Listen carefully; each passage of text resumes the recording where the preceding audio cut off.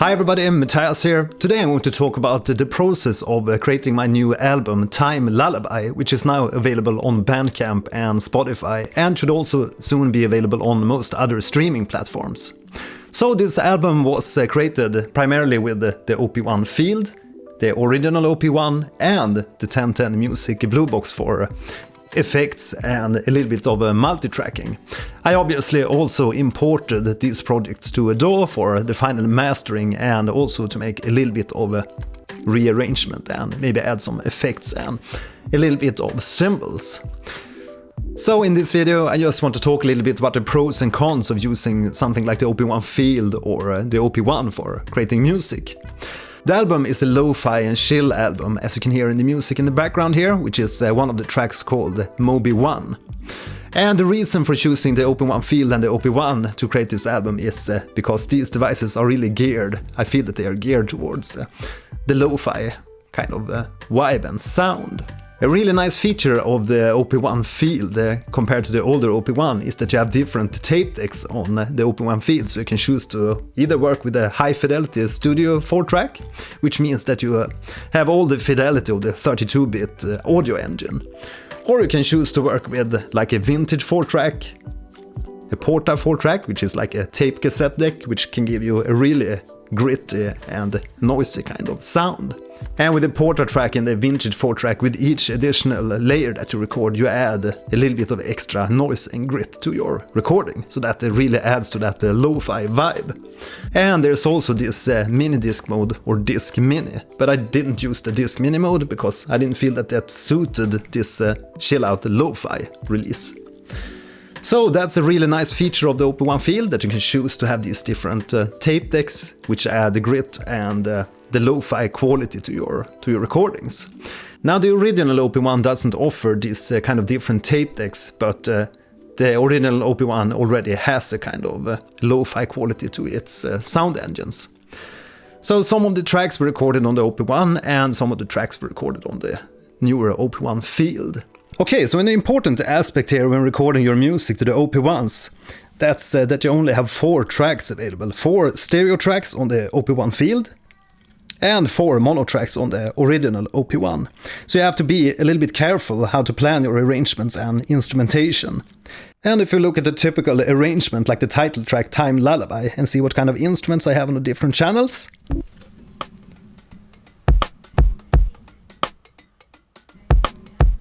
Drums on channel 4.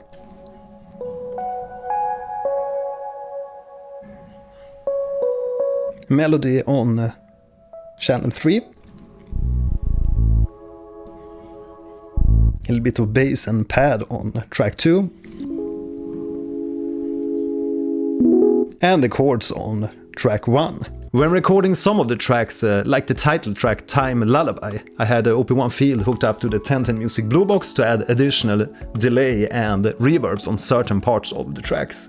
And the great thing about the 1010 Music BlueBox is that you can multi-track, so you can add additional layers afterwards.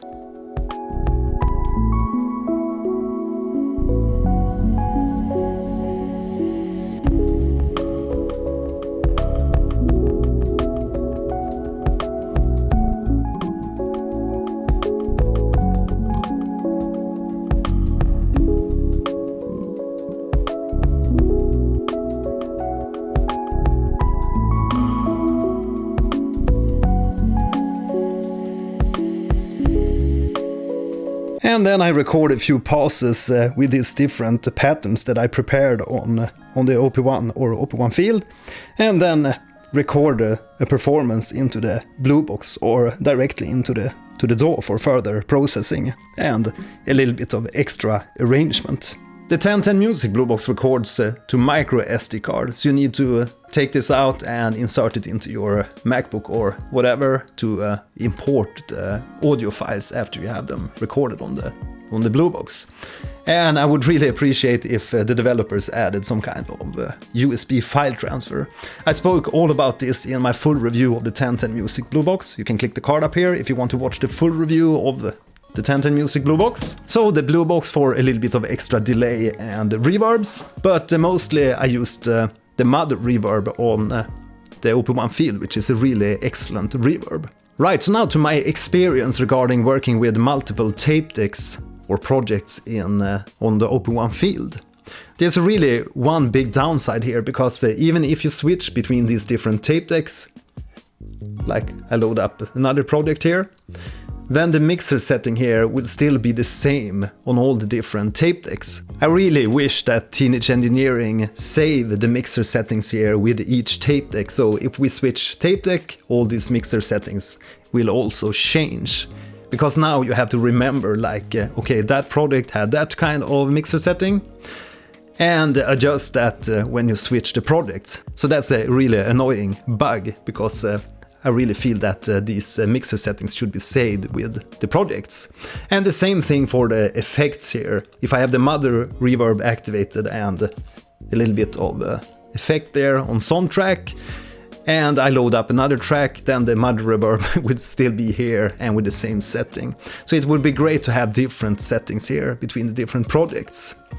So that's one downside and one thing you have to remember when you're working with multiple tape decks projects here on the OP-1 field, that you need to change the mixer settings here when loading up one of your other projects, if you have different settings on that one for like the panning and the volume. Now most of the sounds that you can hear on the track Time Lullaby are actually the like stock sounds that comes with the OP-1 field, and one of my favorite sounds which you can hear on multiple tracks is this suitcase electric piano sound.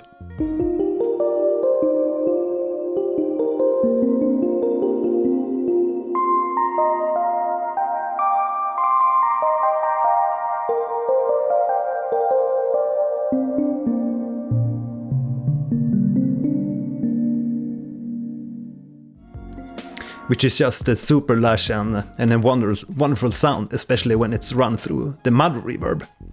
Right, so that's briefly how Time Lullaby was made. Feel free to check out the album on matthias.bandcamp.com or Spotify or some other streaming service. Hope you enjoyed the album, and let me know in the comments if you'd like to see more of the OP-1 field on my channel. Thanks for watching today, see you in the next video, bye!